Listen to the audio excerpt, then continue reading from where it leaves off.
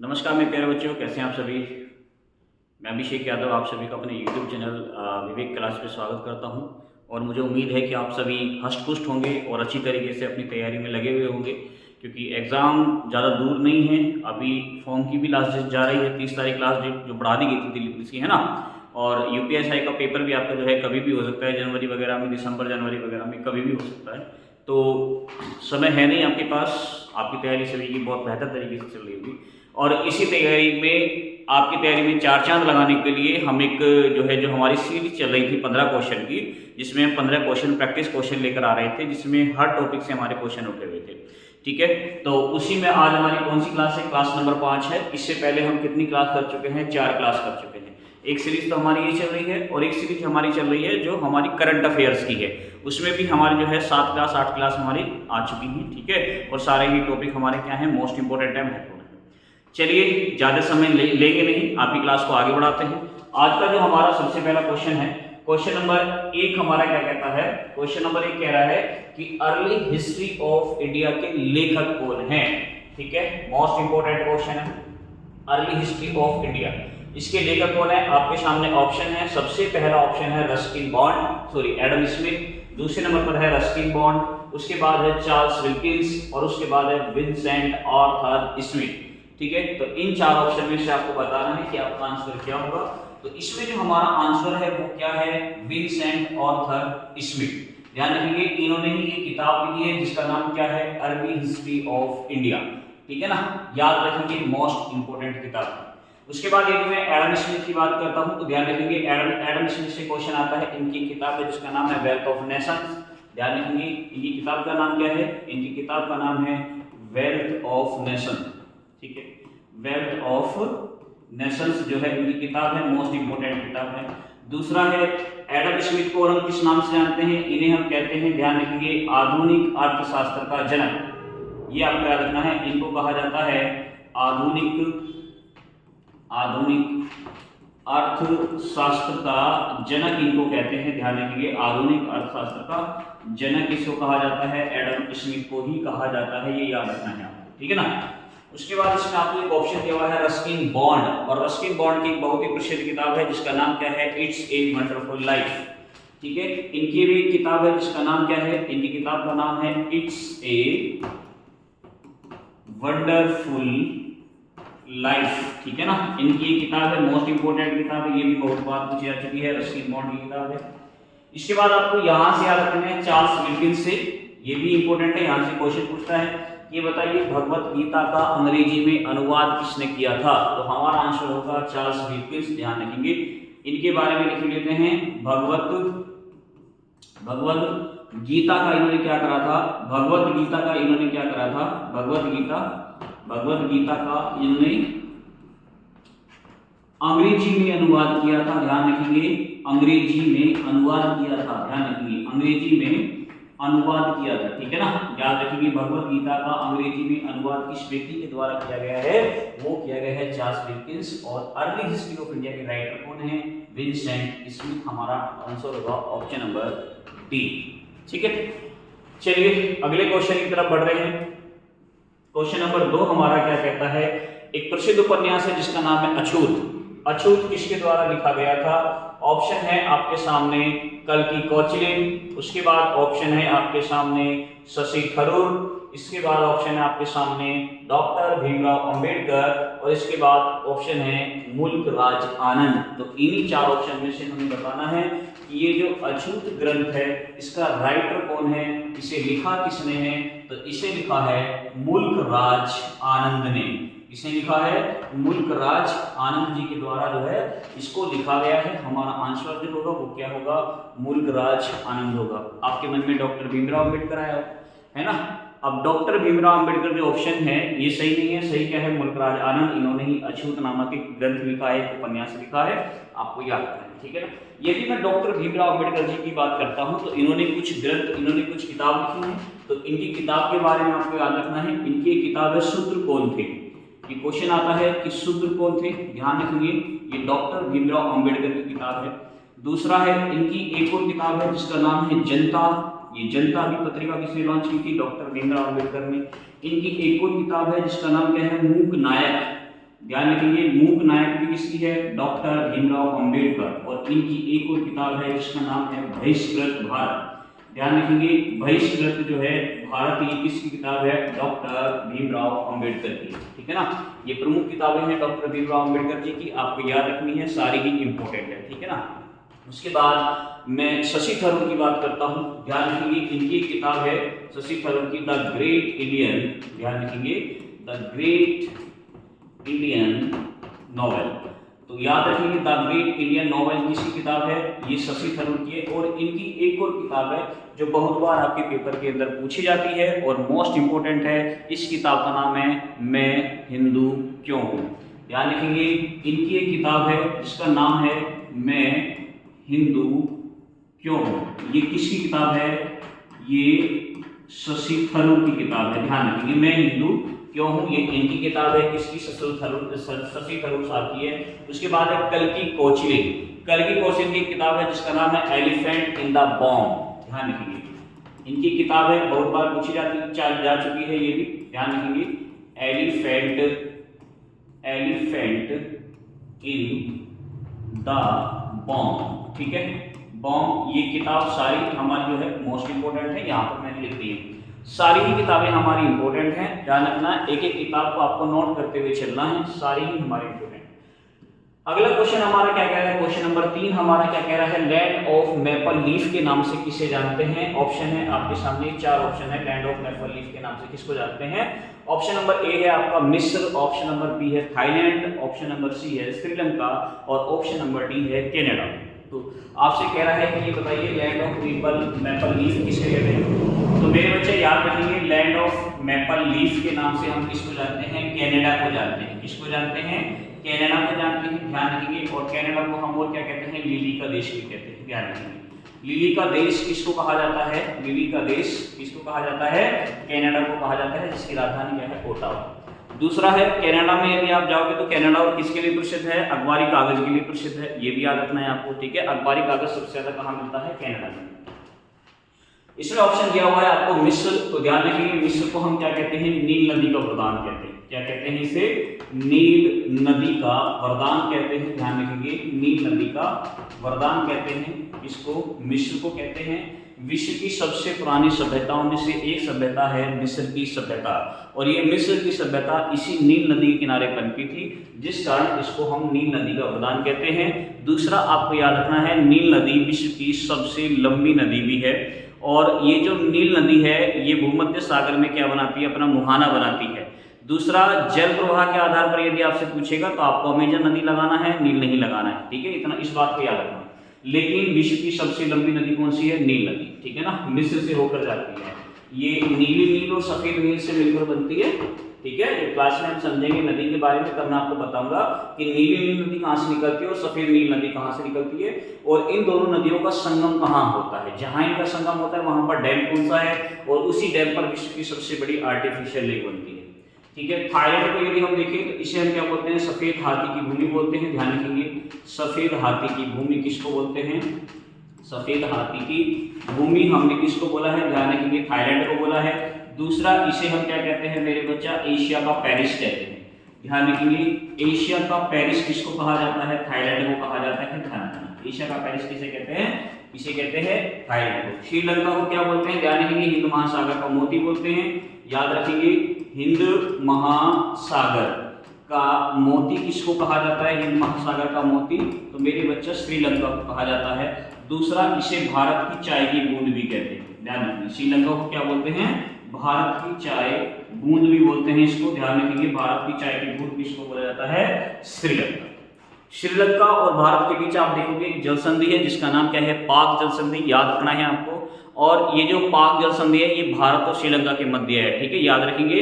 दूसरा आप देखोगे कि जब हम यहाँ से गुजरते हैं तमिलनाडु राज्य से, जब आगे बढ़ते हैं तो एक आइलैंड पड़ता है पंबन आइलैंड। और आज करंट का एक क्वेश्चन मैं आपको यहीं पे बता देता हूँ कि यहीं पर एक जो है ब्रिज बना है जिसका नाम क्या है, लिफ्ट ब्रिज है। भारत का पहला जो है लिफ्ट ब्रिज का निर्माण किया गया है और ये पंबन आइलैंड पर किया गया है, ध्यान रखना, समुद्र के अंदर, ठीक है ना, ध्यान रखिए। तो ये हमारे ऑप्शन क्या हो गए हैं, कंप्लीट हो गए हैं।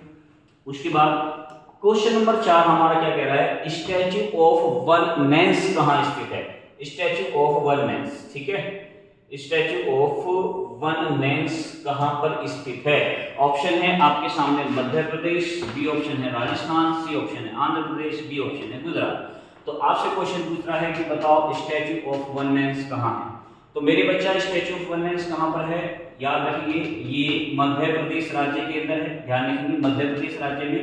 और यहाँ पर क्या है? आदि शंकराचार्य का स्टैचू है, ध्यान रखिए आदि शंकराचार्य। आदि शंकराचार्य की ये स्टैचू है, मूर्ति है जो कि 108 फीट ऊंची है, याद रखना है। इसी को हमने क्या बोला है? स्टैचू ऑफ वन नेंस, ठीक है ना। यदि मैं आपसे बात करूं, आपको कुछ और भी स्टैचू याद रखने हैं, जैसे स्टैचू ऑफ यूनिटी आपको याद रखना है। ध्यान रखिए आपसे क्वेश्चन पूछ सकता है कि बेटा बताओ स्टैचू ऑफ यूनिटी कहां पर है। तो ध्यान रखिए स्टैचू ऑफ यूनिटी जो है ये कहां पर है मेरे बच्चा? ये गुजरात में। कहां पर है ये? गुजरात में है। और गुजरात में किसको समर्पित है? तो ध्यान रखिए सरदार वल्लभ भाई पटेल, ठीक है ना। ध्यान रखिए सरदार वल्लभ भाई पटेल, ठीक है, सरदार वल्लभ भाई पटेल, ठीक है। ध्यान रखिए स्टैचू ऑफ यूनिटी ये इन्हीं को समर्पित है, ठीक है। ध्यान रखिए सरदार वल्लभ भाई पटेल का जो सम्मान में हम क्या करते हैं? 31 अक्टूबर को हम क्या मनाते हैं? समानता दिवस मनाते हैं, यूनिटी डे मनाते हैं, ठीक है ना। ध्यान रखेंगे प्रत्येक वर्ष। उसके बाद यदि आपसे क्वेश्चन पूछेगा कि बताइए बच्चा कि स्टैचू ऑफ जो है सोशल जस्टिस कहां पर है? ध्यान रखेंगे स्टैचू ऑफ सोशल जस्टिस भी आपसे पूछ सकता है। सोशल जस्टिस कहां पर है? ध्यान रखेंगे स्टैचू ऑफ सोशल जस्टिस। तो मेरे बच्चा ध्यान रखेंगे ये आंध्र प्रदेश में है। कहां पर है ये? आंध्र प्रदेश में है, आपको याद रखना है आंध्र प्रदेश। और ये स्टैचू किसको समर्पित है? ध्यान रखेंगे डॉक्टर भीमराव अंबेडकर साहब को, ठीक है। ध्यान रखेंगे डॉक्टर भीमराव अंबेडकर जी को जो है ये समर्पित है। ध्यान रखेंगे कौन सी स्टैचू है? Statue of social justice. आपसे क्वेश्चन पूछेगा ये बताइए कि स्टैचू, ध्यान रखेंगे आपसे क्वेश्चन पूछ सकता है स्टैचू ऑफ नॉलेज। तो ध्यान रखेंगे स्टैचू ऑफ नॉलेज कहां पर है मेरे बच्चा? ध्यान रखेंगे स्टैचू ऑफ नॉलेज महाराष्ट्र में है। और ये किसको समर्पित है? ये भी डॉक्टर भीमराव अंबेडकर साहब को समर्पित है।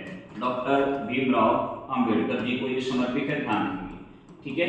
स्टैचू ऑफ नॉलेज, ठीक है ना। ध्यान रखेंगे महाराष्ट्र में है, डॉक्टर भीमराव अंबेडकर जी को ये समर्पित है। उसके बाद ध्यान रखेंगे स्टैचू ऑफ इक्वालिटी, आपको याद रखना है, ये भी आपसे पूछ सकता है कि बताइए स्टैचू ऑफ इक्वालिटी कहां पर है। तो ध्यान रखेंगे स्टैचू ऑफ इक्वालिटी, ठीक है ना। स्टैचू ऑफ इक्वालिटी कहां पर है? तो स्टैचू ऑफ इक्वालिटी भी आपको याद रखना है, ये कहां पर है मेरे बच्चा? तेलंगाना में। कहां पर है ये? तेलंगाना में है। और ये किसको समर्पित है? यह समर्पित है संत रामानुजाचार्य। इसको है संत रामानुजाचार्य जी को ये समर्पित है। ध्यान रखिए स्टैचू ऑफ इक्वालिटी। आपसे क्वेश्चन पूछेगा बताइए मेरे बच्चा स्टैचू जो है स्टैचू ऑफ पीस कहां पर है? तो याद रखेंगे स्टैचू ऑफ पीस कहां पर है मेरे बच्चा? Statue of peace Jammu and Kashmir में है। और ये किसको समर्पित है? ये संत जो है किसको समर्पित है? रामानुजाचार्य को समर्पित है। रामानुजाचार्य जी को ही ये समर्पित है स्टैचू ऑफ पीस, ठीक है ना। आपसे क्वेश्चन पूछेगा स्टैचू ऑफ डिग्निटी कहां पर है? तो ध्यान रखेंगे मेरे बच्चा स्टैचू ऑफ डिग्निटी। तो ध्यान रखेंगे स्टैचू ऑफ डिग्निटी आपसे पूछ सकता है कि स्टैचू ऑफ डिग्निटी कहां पर है। तो याद रखेंगे यह है उत्तर प्रदेश के अयोध्या में है। और ये किसको समर्पित है? संत रामानुजाचार्य जी को ही समर्पित है। तो ये भारत के अंदर कुछ प्रसिद्ध स्टैचू हैं, आपको याद रखनी है, मोस्ट इंपोर्टेंट है, आपसे पूछेगा, ठीक है। चलिए अगले क्वेश्चन की तरफ हम बढ़ रहे हैं। अगला क्वेश्चन हमारा क्या कह रहा है? क्वेश्चन नंबर 5, अल्बर्ट हॉल संग्रहालय कहां पर स्थित है? तो ध्यान रखेंगे अल्बर्ट हॉल संग्रहालय कहां पर स्थित है। ऑप्शन है आपके सामने, जयपुर है, हैदराबाद है, कोलकाता है, आपको बताना है अल्बर्ट हॉल संग्रहालय। तो ये जो हमारा जो अल्बर्ट हॉल संग्रहालय है ये कहां पर स्थित है मेरे बच्चा? जयपुर के अंदर है। कहां पर है ये? जयपुर के अंदर है। ध्यान रखेंगे अल्बर्ट हॉल संग्रहालय, ठीक है ना। हैदराबाद में आपको याद रखना है यहाँ पर जो है भारत का पहला ध्यान रखेंगे ओपन रॉक संग्रहालय, ठीक है ना। ओपन रॉक संग्रहालय, ध्यान रखिए संग्रहालय, ठीक है ना, संग्रहालय ये कहाँ पर स्थित है? हैदराबाद के अंदर स्थित है, आपको याद रखना है, ठीक है ना, हैदराबाद में। ठीक है, कोलकाता के अंदर जाते हैं तो मेरे बच्चे ध्यान रखेंगे, यहाँ पर आपको भारतीय संग्रहालय मिलेगा, ठीक है ना, यहाँ पर आपको कौन सा मिलेगा? भारतीय संग्रहालय मिलेगा आपको यहाँ पर। यहीं पर आपको ध्यान रखेंगे राष्ट्रीय संग्रहालय भी देखने को मिलेगा। कौन सा संग्रहालय? राष्ट्रीय संग्रहालय, जिसको हम कहते हैं राष्ट्रीय संग्रहालय, आपको यहाँ पर देखने को मिलेगा। दूसरा है मेरे बच्चा, आप जब यहाँ पर जाओगे तो आपको यहाँ पर नेताजी संग्रहालय देखने को मिलेगा, ठीक है। कौन सा? यहाँ पर नेताजी संग्रहालय आपको यहीं पर देखने को मिलेगा, ठीक। इसके बाद यदि आप नई दिल्ली में जाते हैं तो आपको यहाँ पर देखने को मिलेगा आधुनिक भारत कला गैलरी, आपको देखने को मिलेगी। यहाँ पर क्या देखने को मिलेगा आपको? यहाँ पर आधुनिक भारत कला गैलरी आपको यहाँ पर देखने को मिलेगी, ठीक है। नई दिल्ली के अंदर गैलरी आपको याद रखना है, ठीक है ना, ध्यान रखेंगे। दूसरा है मेरे बच्चा, इसी दिल्ली के अंदर नई दिल्ली में आपको क्या देखने को मिलेगा? भारतीय, आपको याद रखना है, भारतीय डाक टिकट संग्रहालय आपको देखने को मिलेगा। भारतीय डाक टिकट संग्रहालय आपको यहीं पर देखने को मिलेगा, डाक टिकट संग्रहालय, ठीक है ना, संग्रहालय आपको यहीं पर देखने को मिलेगा दिल्ली के अंदर, ठीक है। दिल्ली के अंदर जाएंगे तो आपको वायुसेना संग्रहालय देखने को मिलेगा। यहाँ पर आपको क्या देखने को मिलेगा? वायुसेना संग्रहालय। ये भी आपको याद रखना है कि वायुसेना संग्रहालय कहाँ पर है? दिल्ली में है, तो वायुसेना संग्रहालय आपको दिल्ली के अंदर देखने को मिलेगा। दूसरा है आपको यहाँ पर देखने को मिलेगा भारतीय रेलवे संग्रहालय आपको यहीं पर देखने को मिलेगा। ध्यान रखिए रेलवे संग्रहालय भी कहाँ पर स्थित है? ये भी हमारा दिल्ली के अंदर ही स्थित है। तो ये हमारे इंपोर्टेंट संग्रहालय हैं जो मैंने यहाँ पर लिख दिए हैं, आपको याद रखना है। सारे ही संग्रहालय हमारे मोस्ट इंपोर्टेंट हैं, ठीक है। क्वेश्चन नंबर 6 हमारा क्या कह रहा है कि महात्मा गांधी एकीकृत कृषि अनुसंधान संस्थान कहाँ स्थित है? महात्मा गांधी एकीकृत कृषि अनुसंधान संस्थान की बात आपसे कर रहा है कि बताइए ये कहाँ पर स्थित है, ठीक है। ऑप्शन है मेरे बच्चे आपके सामने, नई दिल्ली है, अजमेर है, मुजफ्फरपुर है, मोतिहारी। तो ध्यान रखिए महात्मा गांधी एकीकृत कृषि अनुसंधान संस्थान कहाँ पर है मेरे बच्चा? ये मोतिहारी में स्थित है। मोतिहारी कहाँ पर है? बिहार, ठीक है। ध्यान रखेंगे मोतिहारी बिहार के अंदर स्थित है, तो आपको याद रखना है, ठीक है। मुजफ्फरपुर में जाते हैं तो मुजफ्फरपुर में आपको क्या देखने को मिलेगा? यहाँ पर आपको जो है लीची अनुसंधान केंद्र देखने को मिलेगा मुजफ्फरपुर में। तो ध्यान रखेंगे राष्ट्रीय लीची अनुसंधान केंद्र, ठीक है। यहाँ पर क्या है? यहाँ पर है मेरे बच्चा राष्ट्रीय लीची, ध्यान रखेंगे लीची अनुसंधान केंद्र है, अनुसंधान केंद्र, ठीक है। राष्ट्रीय लीची अनुसंधान केंद्र है और ये कहाँ पर स्थित है? ये है हमारा कहाँ पर मेरे बच्चा? मुजफ्फरपुर में। कहाँ पर है ये? मुजफ्फरपुर में। यदि मैं अजमेर की बात करता हूँ तो अजमेर में आपको मिलेगा राष्ट्रीय बीज मसाला अनुसंधान केंद्र। यहाँ पर क्या देखने को मिलेगा आपको? राष्ट्रीय बीज मसाला अनुसंधान केंद्र आपको यहीं पर देखने को मिलेगा, अनुसंधान केंद्र देखने को मिलेगा, अनुसंधान केंद्र, ठीक है ना, ध्यान रखना। यदि आप दिल्ली के अंदर जाते हैं, नई दिल्ली में जब आप जाएंगे तो यहीं पर आपको क्या देखने को मिलेगा? राष्ट्रीय एकीकृत कीट प्रबंधन केंद्र। यहाँ पर क्या देखने को मिलेगा आपको? यहाँ पर देखने को मिलेगा मेरे बच्चा राष्ट्रीय एकीकृत कीट प्रबंधन केंद्र, ठीक है। कीट प्रबंधन केंद्र आपको यहीं पर देखने को मिलेगा। ये सब आपको कहाँ देखने को मिलेंगे? दिल्ली, हैदराबाद, जयपुर, ठीक है, इनमें देखने को मिलेंगे, ठीक है। यदि मैं कुछ और आपको लिखवा लेता हूँ, मोस्ट इंपोर्टेंट है, जैसे आपसे क्वेश्चन पूछेगा कि ये बताइए कि राष्ट्रीय अंगूर अनुसंधान केंद्र कहाँ पर है, राष्ट्रीय अंगूर रिसर्च सेंटर कहाँ पर है, तो ध्यान रखेंगे मेरे बच्चे, आपको याद रखना है कि राष्ट्रीय अंगूर, ध्यान रखेंगे राष्ट्रीय अंगूर जो है अनुसंधान केंद्र कहाँ पर है? अनुसंधान केंद्र। तो राष्ट्रीय अंगूर अनुसंधान जो केंद्र है मेरे बच्चा वो कहाँ पर है, तो ध्यान रखेंगे यह है पुणे में। कहाँ पर है, पुणे महाराष्ट्र के अंदर स्थित है। यदि आपसे क्वेश्चन पूछेगा मेरे बच्चा ये बताइए राष्ट्रीय अनार अनुसंधान केंद्र कहाँ पर है, तो ध्यान रखेंगे राष्ट्रीय अनार अनुसंधान केंद्र कहाँ पर हो जाएगा मेरे बच्चा, सोलापुर में हो जाएगा, सोलापुर। और सोलापुर कहाँ पर है मेरे बच्चा, ये भी महाराष्ट्र के अंदर स्थित है। यदि आपसे क्वेश्चन पूछे मेरे बच्चा कि बताइए राष्ट्रीय केला अनुसंधान केंद्र कहाँ पर है, तो ध्यान रखेंगे राष्ट्रीय केला अनुसंधान केंद्र, तो केला अनुसंधान जो सेंटर है वो कहाँ पर है, तिरुचिरापल्ली। ध्यान रखेंगे तिरुचिरापल्ली के अंदर स्थित है। ध्यान रखेंगे तिरुचिरापल्ली। तो ये तिरुचिरापल्ली जो है, तिरुचिरापल्ली जो है ये कहाँ पर है, तमिलनाडु के अंदर स्थित है। तो ये चीजें आपको याद रखनी है, ठीक है ना, ये मोस्ट इंपोर्टेंट है सारी की सारी चीजें हमारी। यदि आपसे क्वेश्चन पूछे कि भाई बताइए राष्ट्रीय मांस अनुसंधान केंद्र कहाँ पर है, तो हमारा हैदराबाद में है, ठीक है ना। इन चीजों को आपको याद रखना है, ठीक। लिख देता हूँ ये भी, तो ये भी याद रखना है आपको। राष्ट्रीय मांस अनुसंधान केंद्र कहाँ पर है, पूछता है आपसे, ध्यान रखना। मांस अनुसंधान केंद्र कहाँ पर है, तो मेरे बच्चा हैदराबाद में है। कहाँ पर है ये, हैदराबाद में है। आपको याद रखनी है ये सारी चीजें, ठीक है ना, इनको नोट कर लेना। सारी चीजें हमारे क्या है, मोस्ट इंपोर्टेंट है, ये आपके पेपर के अंदर पूछी जाएगी।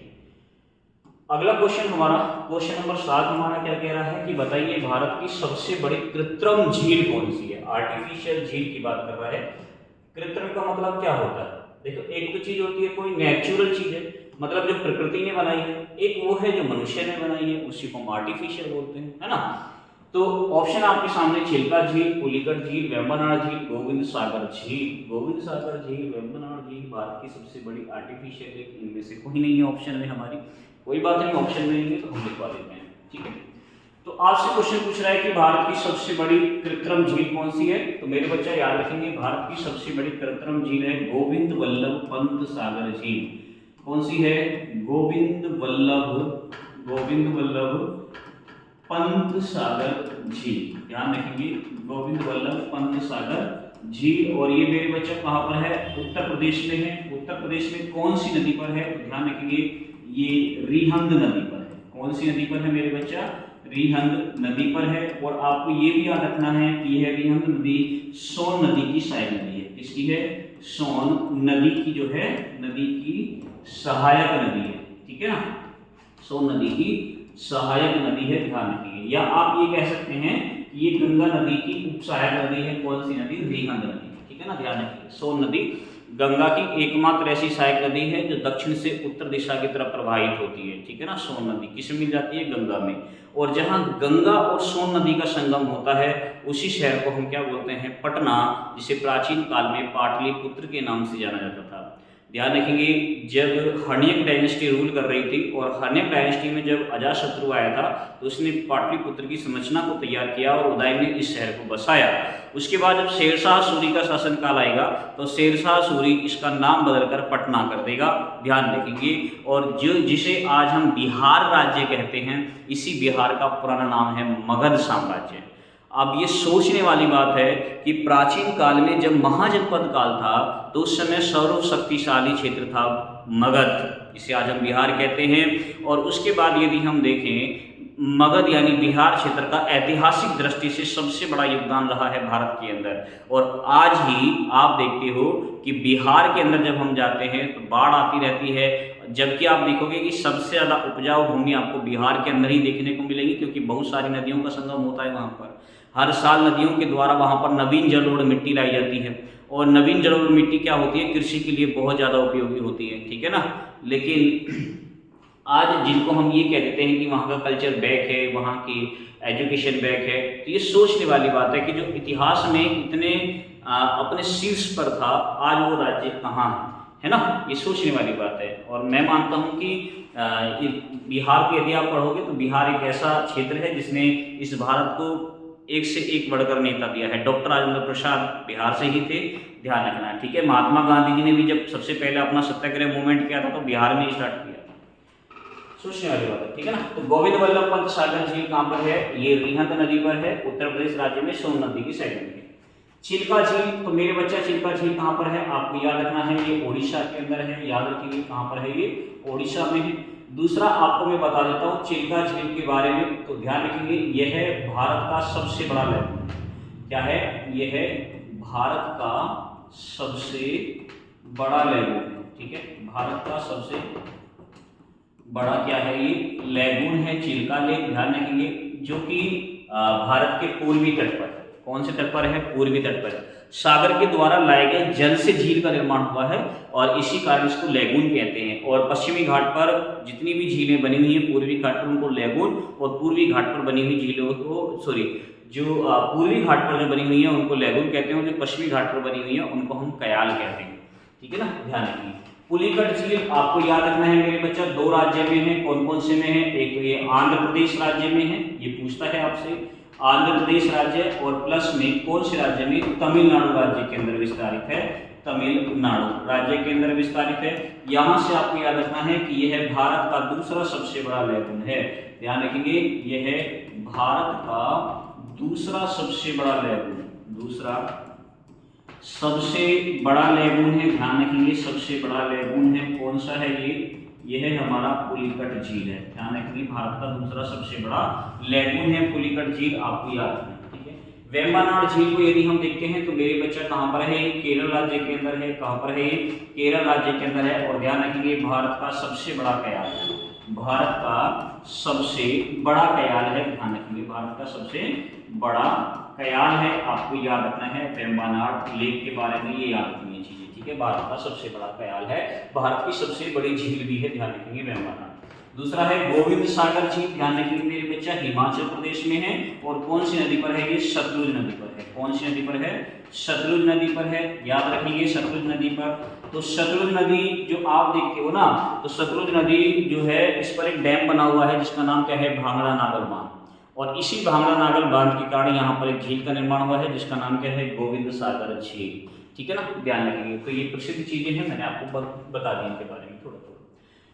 क्वेश्चन नंबर 8 हमारा क्या कह रहा है कि भारत की प्रथम 3D फिल्म कौन सी है? आपके सामने ऑप्शन है कि भारत की पहली 3D फिल्म कौन सी है। ऑप्शन है आपके आगे आलम आरा, राजा हरिश्चंद्र, झांसी रानी, माय डियर कुट्टिस्थान।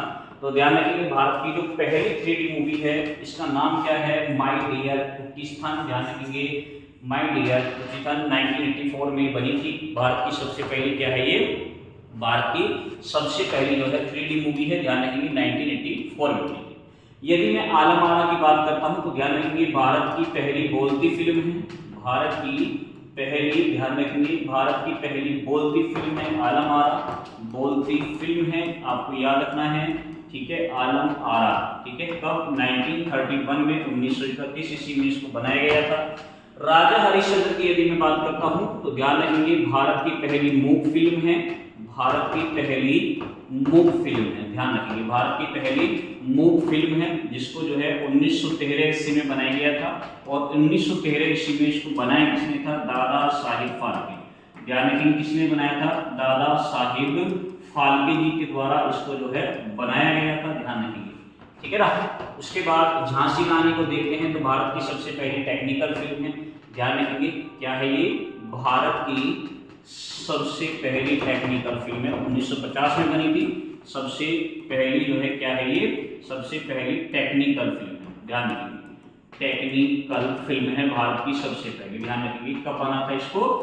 1950 के अंदर जो है क्या करा गया था? बनाया गया था। भारत की सबसे पहली टेक्निकल फिल्म है रानी झांसी फिल्म। ठीक है, ध्यान रखिए। अगला क्वेश्चन है क्वेश्चन नंबर 9 हमारा क्या कहता है कि अंटार्कटिका पहुंचने वाली पहली महिला का नाम बताइए। पहली महिला जो अंटार्कटिका पहुंची थी, आपके सामने ऑप्शन है आपके सामने। पहला ऑप्शन है आरती साहा, दूसरा ऑप्शन है सुचित्रा कड़ेथानकर, और तीसरा ऑप्शन है रानी कौशल धर्मशक्तु, और चौथा ऑप्शन है मेहर मूसा। तो आपसे क्वेश्चन पूछ रहा है कि अंटार्कटिका पहुंचने वाली पहली महिला, तो ध्यान रखिए कौन है? मेहर मूसा। हमारा राइट आंसर क्या हो जाएगा? मेहर मूसा हो जाएगा। ध्यान रखिए हमारा सही आंसर क्या हो जाएगा? मेहर मूसा हो जाएगा। ध्यान रखिए। आरती साहा की यदि मैं बात करता हूं तो आरती साहा के बारे में याद रखना है, इंग्लिश चैनल को पार करने वाली पहली महिला है। ध्यान रखिए इसको पार करने वाली है, इंग्लिश चैनल को पार करने वाली, आपको याद रखना है। ठीक है, इंग्लिश चैनल को पार करने वाली पहली महिला, पार करने वाली पहली महिला है, ध्यान रखिए, आरती शाह, पहली महिला, ठीक है ना, ध्यान रखिए। अब आपको ये गुरु जी इंग्लिश चैनल क्या है, तो इंग्लिश चैनल में बता देता हूँ। इंग्लिश चैनल जो ग्रेट ब्रिटेन है ना, इसका दक्षिणी तट और फ्रांस का उत्तरी तट, इनके मध्य में जो स्थित जो सागर है उसको हमने इंग्लिश चैनल बोला है। इंग्लिश चैनल किस किस के मध्य स्थित है, ग्रेट ब्रिटेन और फ्रांस के मध्य स्थित है, ध्यान रखिए, ठीक है ना, ग्रेट ब्रिटेन। तो आपको याद रखना है इंग्लिश चैनल को पार करने वाली पहली महिला है आरती शाह, ठीक है ना, ध्यान रखिए। उसके बाद सुचेता जो है आपको दे रखा है कड़े खान पर, ये कौन है, ध्यान रखिए, गोबी मरुस्थल को पार करने वाली पहली महिला, ध्यान रखेंगे, गोबी मरुस्थल को पार करने वाली, ध्यान रखेंगे, को पार करने वाली पहली महिला है, ध्यान रखेंगे, ठीक है। गोबी मरुस्थल ध्यान रखेंगे जो है एशिया का सबसे जो है बड़ा मरुस्थल है गोबी मरुस्थल, ध्यान रखेंगे।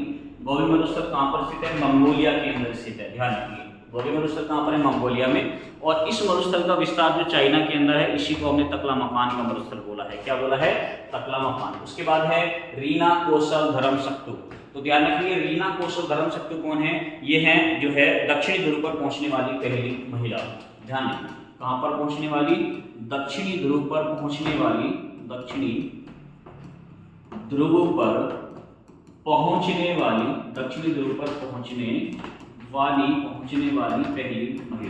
वाली पहली महिला है, ठीक है। इनके सब के बारे में आपको अच्छी तरीके से नोट करना है, याद रखना है, ठीक है ना, याद रखना। अगला क्वेश्चन हमारा क्या कह रहा है, क्वेश्चन नंबर 10, उत्तरी ध्रुव पर पहुंचने वाला प्रथम व्यक्ति कौन है। ऑप्शन है आपके सामने, रोवार्ड Empson, Robert peri, Jerry Ross, और ध्यान रखेंगे एरिक वेहन मेयर।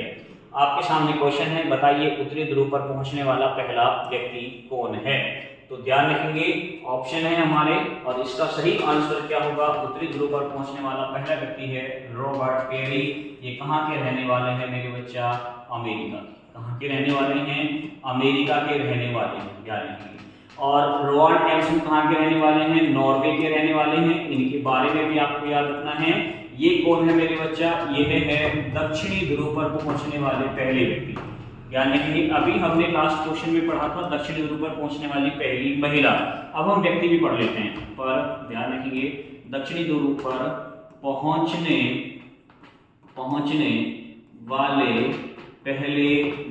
वाले पहले व्यक्ति हैं, ध्यान रखेंगे। कहाँ के व्यक्ति हैं, कहाँ के नागरिक हैं, तो ये नागरिक है मेरे बच्चा कहाँ के, ये हैं नॉर्वे के। जेरी रोस, ध्यान रखेंगे 7 बार अंतरिक्ष की यात्रा करने वाले अंतरिक्ष यात्री हैं जेरी रोस, आपको याद रखना है, ठीक है, ध्यान रखेंगे। जेरी रोस 7 बार अंतरिक्ष की यात्रा करने वाले एकमात्र अंतरिक्ष नागरिक, पहले अंतरिक्ष नागरिक हैं। 7 बार अंतरिक्ष, ध्यान रखेंगे 7 बार अंतरिक्ष की यात्रा करने वाले ध्यान रखेंगे करने वाले अंतरिक्ष यात्री, ठीक है ना, अंतरिक्ष यात्री, ठीक है ना। अंतरिक्ष की यात्रा करने वाले सबसे पहले व्यक्ति कौन थे, यूरी गागारिन, ठीक है ना, ध्यान रखेंगे। तो अंतरिक्ष की यात्रा करने वाले या अंतरिक्ष में पहुंचने वाला जो प्रथम व्यक्ति था वो कौन था, यूरी गागारिन था। कहाँ का था, रूस का, ठीक है। एरिक वेन मेयर आपको याद रखना है, इनके बारे में ध्यान रखेंगे। माउंट एवरेस्ट आप सभी जानते हैं, माउंट एवरेस्ट ध्यान रखेंगे, माउंट एवरेस्ट पर या माउंट एवरेस्ट की चढ़ाई करने वाले, ध्यान रखेंगे माउंट एवरेस्ट की चढ़ाई करने वाले, आपको याद रखना है, चढ़ाई करने वाले पहले अंधे व्यक्ति हैं, ध्यान रखेंगे। पहले अंधे व्यक्ति का नाम है, ध्यान रखेंगे, पहले अंधे व्यक्ति। तो ध्यान रखेंगे माउंट एवरेस्ट की चढ़ाई करने वाले ये पहले अंधे व्यक्ति हैं, जिनका नाम क्या है, एरिक वेहन मेयर। आपको याद रखना है, सारे ही ऑप्शन मैंने आपको समझा दिए हैं। एक एक ऑप्शन को आपको समझा के चल रहा हूँ, इसीलिए समझा के चल रहा हूँ ताकि कोई भी टॉपिक आपका छूटे ना। एक ही क्वेश्चन से हम 4 से 5 क्वेश्चन अपने तैयार करके चल रहे हैं। क्वेश्चनों की संख्या हमारी 15 है, लेकिन जो हम सॉल्यूशन करके हटेंगे तो कम से कम यही क्वेश्चन हमारे 30-40 क्वेश्चन बैठेंगे, ठीक है ना, ध्यान रखना इस बात को। तो आपको इस क्लास से बहुत फायदा होने वाला है, इंपॉर्टेंट क्लास है, ठीक है। सारे ही क्वेश्चन हमारे जितनी भी पीछे वाली क्लास है वो सभी क्लास हमने अच्छी तरीके से पढ़ी है। अगला क्वेश्चन हमारा कह रहा है कि बताइए डर्बी कप किस खेल से संबंधित है। आपने पढ़ा भी होगा डर्बी कप के बारे में, तो ऑप्शन है आपके सामने पोलो, बैडमिंटन, हॉर्स रेसिंग या मुक्केबाजी। तो ध्यान रखेंगे डर्बी कप से पूछ रहा है आपसे क्वेश्चन कि भैया बताओ डर्बी कप। तो ध्यान रखेंगे डर्बी कप हमारा किससे है, हॉर्स रेसिंग से है। किससे है मेरे बच्चा, हॉर्स रेसिंग से है हमारा डर्बी कप। और कौन कौन से हैं इससे, तो इससे जो अन्य कप हैं हमारे वो कौन कौन से हैं आपको याद रखना है। ब्रीडर्स कप जो है, ब्रीडर्स कप भी इसी से संबंधित है। और ध्यान रखेंगे एक और प्रसिद्ध है गुड़गुड़ कप। ध्यान रखेंगे गुड़गुड़ कप भी हमारा किससे संबंधित है, जो है हॉर्स रेसिंग से ही संबंधित है। यदि मैं पोलो की बात करता हूं तो पोलो से आपसे क्वेश्चन पूछता है, ध्यान रखेंगे पोलो से एक कप बहुत ज्यादा पूछा जाता है जिसका नाम क्या है मेरे बच्चा, राधा मोहन कप। ध्यान रखेंगे राधा मोहन कप किससे संबंधित है, पोलो से। एजरा कप किससे संबंधित है मेरे बच्चा, ये भी जो है पोलो से संबंधित है। और पृथ्वीपाल कप जो है, ध्यान रखेंगे पृथ्वीपाल कप भी किससे संबंधित है, पोलो से ही संबंधित है।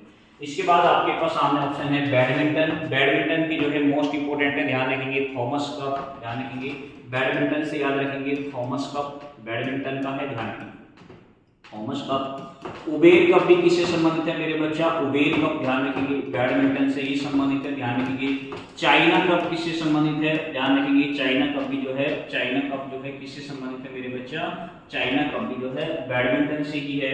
नारंग कप भी किससे संबंधित है, नारंग कप जो है ये भी आपका किससे संबंधित है मेरे बच्चा, ये भी आपका बैडमिंटन से है। मुक्केबाजी से करते हैं तो मुक्केबाजी में एक कप बहुत ज्यादा पूछा जाता है, मोस्ट इंपोर्टेंट है, जिसका नाम क्या है, चौधरी कप। ठीक है, क्या नाम है, चौधरी कप आपसे पूछता है कि चौधरी कप किस खेल से जुड़ा है, मुक्केबाजी से। ठीक है, प्रेसिडेंट कप किससे जुड़ा है, प्रेसिडेंट कप ध्यान रखेंगे प्रेसिडेंट कप ये किससे जुड़ा है, ये भी आपका जो है किससे जुड़ा है मेरे बच्चा, मुक्केबाजी से ही जुड़ा है। तो आपके पेपर में या तो कप पूछ लेता है कि ये कौन से खेल से जुड़ा है, या फिर आपके पेपर में पूछता है मेरे बच्चा कोई एक शब्द दे देगा और पूछेगा कि बताइए यह शब्द किस खेल से जुड़ा है, या फिर आपके क्वेश्चन में खिलाड़ी पूछ लेगा कि बताओ इस खेल में कितने खिलाड़ी होते हैं। ध्यान रखना ऐसे क्वेश्चन आपके पेपर में दिल्ली पुलिस में एक क्वेश्चन 100% आने वाला है, पूछता है यहाँ से। अगला क्वेश्चन है हमारा क्वेश्चन नंबर 12 हमारा क्या कह रहा है कि 2026 में फीफा विश्व कप का आयोजन कहाँ किया जाएगा। ठीक है, 2026 में जो फीफा विश्व कप होगा इसका आयोजन कहाँ होगा। ऑप्शन है हमारे चीन, ब्राजील, कनाडा या फिर दक्षिण अफ्रीका। तो यदि मैं फीफा विश्व कप की बात करता हूँ 2026 की, तो ध्यान रखिए कहाँ पर होगा मेरे बच्चा, कनाडा में।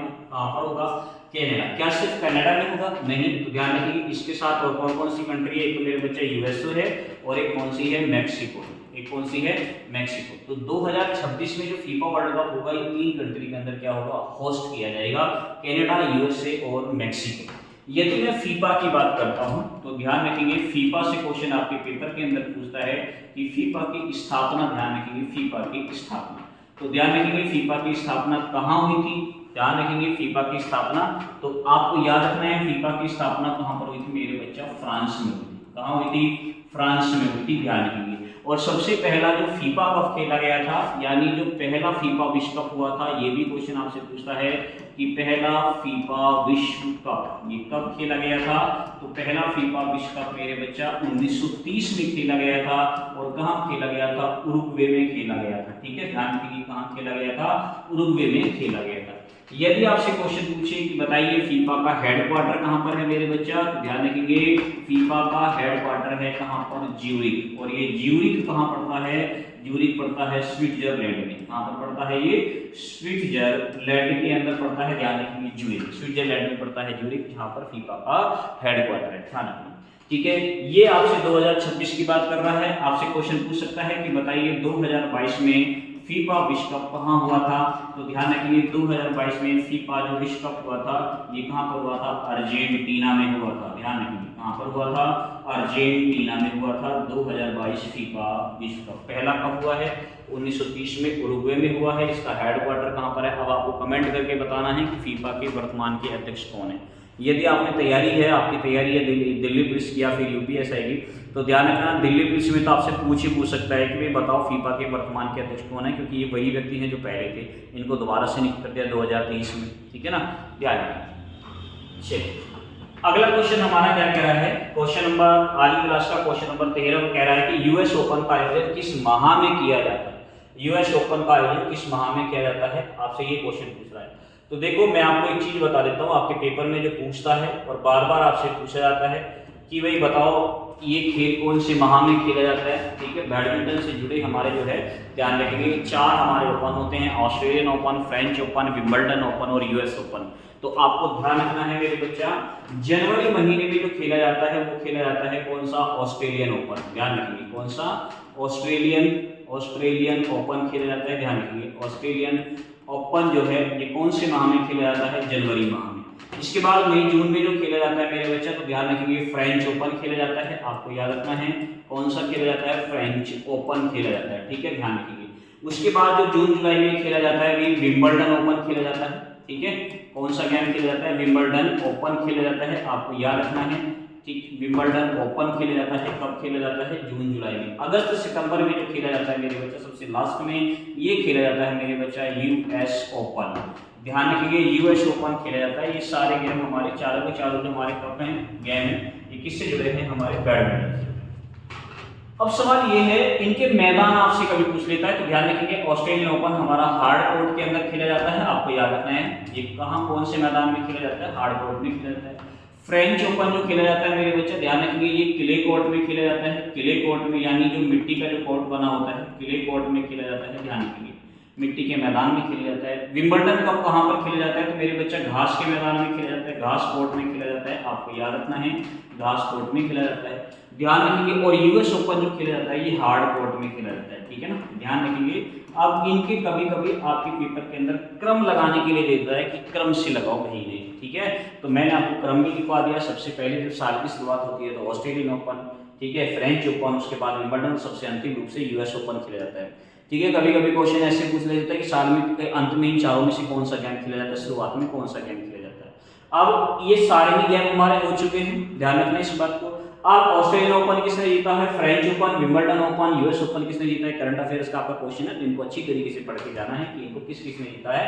2025 में आपके पेपर के अंदर पूछेगा।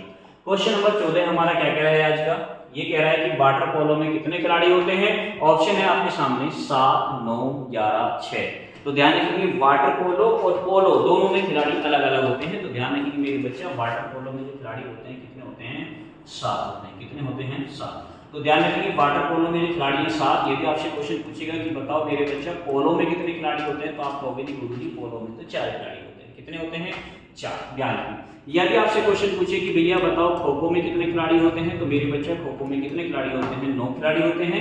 यदि आपसे क्वेश्चन पूछेगा बताओ मेरे बच्चा कबड्डी में कितने खिलाड़ी होते हैं, तो आप कहोगे गुरुजी कबड्डी में एक टीम में 7 खिलाड़ी होते हैं। ठीक है ना। यदि आपसे क्वेश्चन पूछेगा कि बताओ बेटा क्रिकेट में कितने खिलाड़ी होते हैं, जो मैदान के अंदर होते हैं, तो क्रिकेट में 11 खिलाड़ी होते हैं। ध्यान रखेंगे चयनित 15 किए जाते हैं। ये भी याद रखना, चयनित कितने किए जाते हैं, 15, लेकिन ग्राउंड के अंदर जाते कितने, 11। ठीक है बच्चा। आपसे क्वेश्चन पूछेगा कि फुटबॉल में कितने खिलाड़ी होते हैं, फुटबॉल की टीम में कितने खिलाड़ी होते हैं, तो आपको 11 खिलाड़ी होते हैं। कितने खिलाड़ी होते हैं, 11 होते हैं। लेकिन यदि आपसे क्वेश्चन पूछे कि मेरे बच्चा ये बताओ रग्बी फुटबॉल में कितने होते हैं, ध्यान रखना ऐसे क्वेश्चन जो घुमाने वाले होते हैं वही आपसे पूछता है, तो आप कहोगे गुरुजी रग्बी फुटबॉल में तो 15 खिलाड़ी होते हैं। कितने होते हैं, 15 खिलाड़ी होते हैं। यदि आपसे क्वेश्चन पूछे कि बताओ बेटा हॉकी में कितने खिलाड़ी होते हैं, तो आप कहोगे हॉकी में गुरुजी 11 खिलाड़ी होते हैं। कितने खिलाड़ी होते हैं, 11 खिलाड़ी होते हैं। यदि आपसे क्वेश्चन पूछ ले कि बेटा बताओ आइस हॉकी में कितने खिलाड़ी होते हैं, तो आप कहोगे गुरुजी आइस हॉकी में तो जो खिलाड़ी होते हैं वो 11 नहीं होते। आइस हॉकी में कितने खिलाड़ी होते हैं, 6 खिलाड़ी होते हैं। कितने होते हैं, 6 खिलाड़ी होते हैं। आपसे क्वेश्चन पूछेगा बताओ बेटा कि बास्केटबॉल में कितने खिलाड़ी होते हैं, तो मेरे बच्चे ध्यान रखेंगे बास्केटबॉल में टोटल खिलाड़ी कितने होते हैं, तो मेरे बच्चे बास्केटबॉल में 5 खिलाड़ी। ठीक है, तो ये गेम है, ये खेल है, इनके बारे में आपको याद रखे जाना है। ठीक है ना, सारे ही क्वेश्चन हमारे इंपॉर्टेंट हैं। ठीक है ना, ध्यान रखना सारी ही चीजें हमारी इंपॉर्टेंट हैं, इनको बहुत अच्छी तरीके से आपको रिवीजन करके जाना है। यदि आपसे क्वेश्चन पूछे शतरंज में एक टीम में कितने खिलाड़ी होते हैं, ये एक खिलाड़ी होता है शतरंज में एक टीम में। ठीक है ना, ध्यान रखना आमने सामने 2 खिलाड़ी होते हैं। तो इनको याद करना है किस गेम में कितने खिलाड़ी होते हैं, आएगा एक क्वेश्चन आपके पेपर में यहाँ से पूछा जाता है। क्वेश्चन नंबर 15 और आज की क्लास का अंतिम क्वेश्चन है। क्वेश्चन ये कह रहा है कि 1 मेगाबाइट में कितने किलोबाइट होते हैं। ऑप्शन को पढ़िए आराम से। 1 मेगाबाइट में कितने जो है किलोबाइट होते हैं। ऑप्शन नंबर है पहला है 1024 किलोबाइट, उसके बाद 1032 किलोबाइट, उसके बाद 1000 किलोबाइट, उसके बाद 500 किलोबाइट। तो 1 MB में कितने होते हैं मेरे बच्चा, 1024 किलोबाइट होते हैं। कितने होते हैं, 1024 किलोबाइट होते हैं। ठीक है ना, याद रखिए यदि मैं आपसे कहूँ कि भैया बाइनरी नंबर कितने होते हैं, तो बाइनरी नंबर 2 होते हैं। ध्यान रखेंगे, बाइनरी जो नंबर होते हैं मेरे बच्चा, बाइनरी नंबर, ये पेपर में पूछता है आपसे, बाइनरी नंबर कितने होते हैं, तो मेरे बच्चा बाइनरी नंबर जो होते हैं ये कितने होते हैं, 2 होते हैं। और कौन से होते हैं गुरुजी, या तो 0 होता है या 1 होता है, ठीक है, 0 या 1 होता है, ठीक है। बाइनरी नंबर 0 या 1 को बाइनरी नंबर होते हैं। यदि आपसे क्वेश्चन पूछे एक निबल में कितने बिट होते हैं, तो आप बताओगे गुरुजी एक निबल में, एक निबल जो होता है ये कितने बिट के बराबर होता है। ध्यान रखना, एक निबल मेरे बच्चा 4 बिट के बराबर होता है। कितने बिट के बराबर होता है, 4 बिट के बराबर होता है, ठीक है। यदि आपसे क्वेश्चन पूछे कि ये बताओ बेटा एक बाइट में कितने बिट होते हैं, ध्यान रखिए, एक बाइट में, तो आप कहोगे गुरुजी एक बाइट में 8 बिट होते हैं। कितने बिट होते हैं, 8 बिट होते हैं, ठीक है। एक बाइट में कितने बिट होते हैं, 8 बिट होते हैं। यदि आपसे क्वेश्चन पूछे 1 किलो बाइट में कितने बाइट होते हैं, तो ध्यान रखेंगे 1 किलो बाइट में, तो मेरे बच्चा 1024 जो है क्या होते हैं, 1024 बाइट होते हैं। आप कहोगे गुरुजी 1024 बाइट होते हैं, ठीक है ना। 1 किलो बाइट में 1024 बाइट होते हैं। यदि आपसे क्वेश्चन पूछे कि भैया ये बताइए कि 1 किलो बाइट में जो है कितने मेगाबाइट जो है, एक मेगाबाइट में जो है कितने किलोबाइट होते हैं, तो आप कहोगे गुरुजी 1024 किलोबाइट होते हैं, ठीक है ना। ध्यान रखिए, ठीक है। तो यानी एक जो एमबी होता है हमारे कितने के बराबर होता है, 1024 केबी के बराबर होता है। ध्यान रखिए कितने के बराबर होता है, 1024 केबी के बराबर होता है, ध्यान रखना। और एक जो हमारा जो एक केबी होता है वो हमारा 1024 बाइट के बराबर होता है, ठीक है, ध्यान रखिए। उसके बाद यदि आपसे क्वेश्चन पूछे कि बताओ बेटा एक जीबी कितने के बराबर होता है, तो आप कहोगे गुरुजी एक जीबी 1024 एमबी के बराबर होता है। किसके बराबर होता है, 1024 एमबी के बराबर होता है 1 जीबी। आप कहोगे कि गुरुजी 1 टेराबाइट जो होता है, 1 टीबी जो होता है, ये कितने के बराबर होता है, तो ध्यान रखेंगे 1024 जो है जीबी के बराबर होता है, 1 टेराबाइट, ध्यान रखेंगे, ठीक है। आप कहोगे गुरुजी ये बताइए एक जो पेटाबाइट होता है, पेटाबाइट, ये इसमें कितने होते हैं, तो ध्यान रखेंगे 1 पेटाबाइट में, तो ध्यान रखेंगे 1 पेटाबाइट में मेरे बच्चा 1024 जो है क्या होते हैं, टेराबाइट होते हैं, ध्यान रखना। ये कंप्यूटर के हमारे इंपॉर्टेंट क्लास क्वेश्चन थे, टॉपिक तो मैंने आपको बता दिए, इनको एक अच्छी तरीके से याद रख के जाना, आपके पेपर में क्वेश्चन पूछता है यहाँ से क्वेश्चन, ठीक है।